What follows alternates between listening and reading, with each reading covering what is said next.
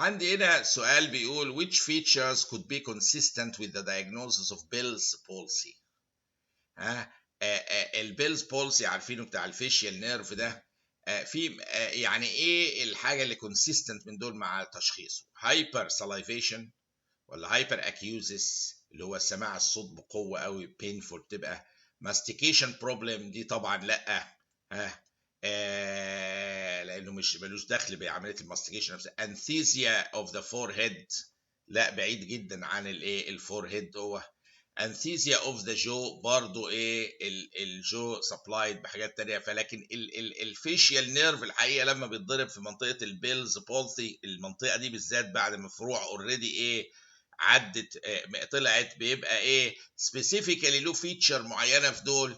الهايبر سلايفيشن مش موجوده مع البيلز بولسي، لكن اللي موجود معاه قوي دايما هايبر اكيوزس، اللي هي ايه انه يسمع الصوت قوي جدا. ليه بقى؟ لان الفيشيال نيرف بيدي فرع كده بيسبلاي في المنطقه دي، بيدي فرع ايه يسبلاي ستابيديوس ايه ماسل اللي هي بتكنترول حركه الدرام وتمنع ان الصوت يبقى عالي قوي. يعني حاجه البني ادم كده بيتدلع من هو نيرف مخصوص للستابيديوس ماسل عشان يمنع الحركه الشديده في طبله الاذن ويمنع الايه الصوت العالي الزائد عن الحد.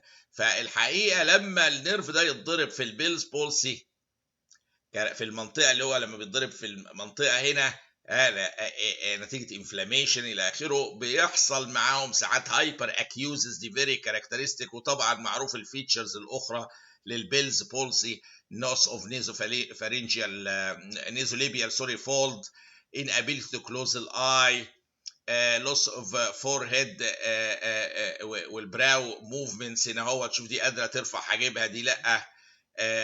دي قادره، دي inability to close الايز ومش قادره ايه تقفل الاي بارادتها، ولوس اوف نيزوليبيال فولز. كل دي بس بنضيف عليها في البيلز بولسي بنضيف عليها الهايبر اكيوزس، السماع الصوت البينفول مؤلم، لان النيرف تو ستابيديوس هيتاثر فيه، وبالتالي مفيش حاجه تكنترول الدرام موفمنت، يحصل ايه الصوت يبقى قوي وعالي ومؤلم هايبر اكيوزس. A case of 18-year-old male with lower abdominal pain, vomiting, low-grade fever. يبقى واحد شاب عنده 18 سنة عنده lower abdominal pain, vomiting و low-grade fever. The following investigation may be indicated for diagnosis except. هو طبعا في احتمال هنا تكون ايه inflammatory bowel disease، CBC، وجود انيميا ممكن نلاقيها، urine analysis ده روتين لازم يتعمل، التراسونوجرافي برضو ايه ممكن يفيدنا في هذه الحالات. السي تي سكان ويز كونتراست ممكن برضو يفيد في ان انا اشخص ايه اللي حاصل في الجي اي تي بالظبط.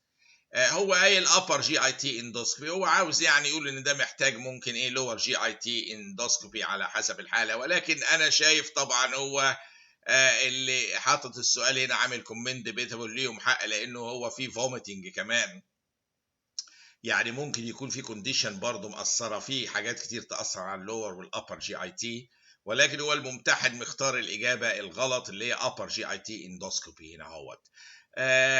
يعني هنقدر نقول ان هي الليست يعني ايه وان في يعني دول ايه في المرحله الاولى ممكن ومحتاجين ممكن لور جي اي تي اندوسكوبي ممكن يتم، لكن يمكن الابر ايه هو الليست ايه لايكلي انه يبقى نيدد ايه في المرحله الاولى.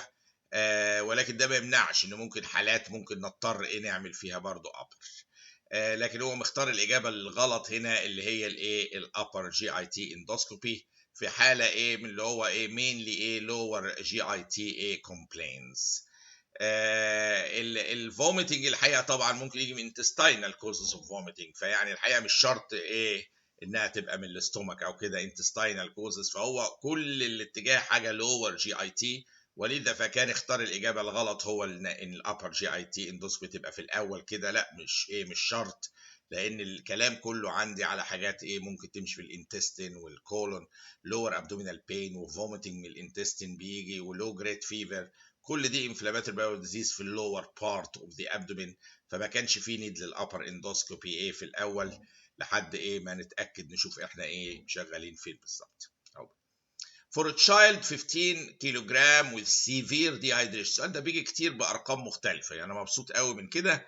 How many cc fluids you will give to maintain in maintenance phase؟ يعني المينتنس بتاعته نديله قد إيه فلويد؟ هو القاعدة اللي قلناها قبل كده for children من 11 ل 20 كيلوغرام، ده 15 يمشي هنا.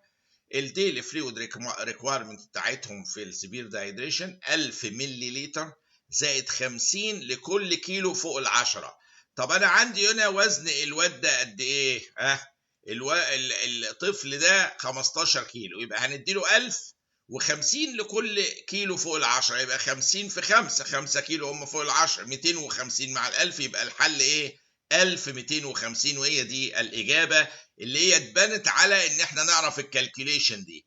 معظم كتير من الاطفال وزن ايه 11 ل 20، ده كان 15، بندي 1000 ملي لتر و50 ملي لتر ايه من الريهايدريشن فلويد لكل ايه كيلو جرام ايه فوق ال10 كيلو. فادينا 1000 و50 لكل كيلو جرام بقى 250 كمان، فالنتيجه كانت ايه 1250 ايه سي سي من الريهايدريشن فلويد في السيفير ديهايدريشن في هذا الطفل.